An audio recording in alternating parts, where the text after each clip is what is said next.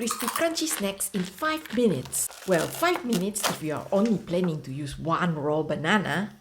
In this video, we are going to make more than one banana because these banana chips are so addictive and we love eating them.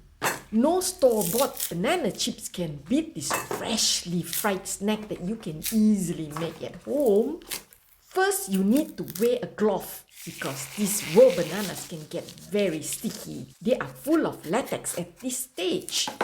Use a sharp knife, cut a line just above the skin, avoiding the flesh. Then pull apart the skin. The banana flesh should pop out easily after that.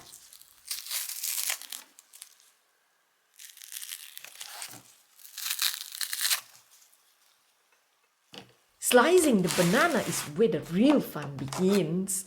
Use a potato peeler to unleash your fruit ninja skills by doing funky circles. You can also use a knife to slice them, but I found using a potato peeler is so much easy.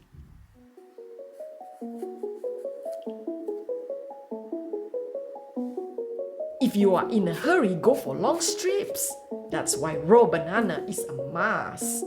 Ripe or semi-ripe ones tend to be mushy, making slicing a challenge. Next up, we fry our banana chips in oil. Remember to keep the heat low for a longer frying time.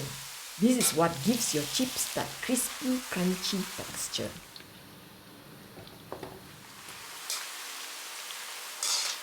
Keep stirring to keep them from sticking together. Use tongs to separate any stubborn ones. Once they turn golden and crisp, carefully scoop them up and place them on paper towels to drain. For an extra burst of flavor, feel free to sprinkle some salt or your favorite seasoning. Stay tuned for our next video, a crispy snack made with spring roll and chicken floss. Don't forget to subscribe and like this video to support our channel. Happy cooking!